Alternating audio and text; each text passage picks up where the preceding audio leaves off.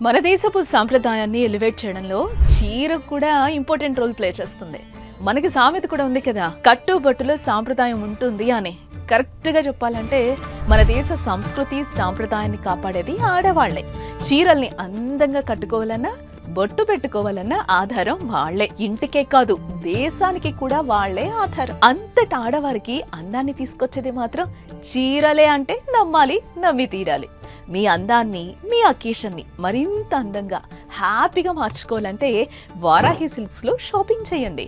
ఇక్కడ పెళ్లి, పండుగ, ఫంక్షన్, పార్టీ, వేడుక ఏదైనా సరే అబ్బా అన్ని రకాల చీరలతో మిమ్మల్ని సర్ప్రైజ్ చేస్తుంది.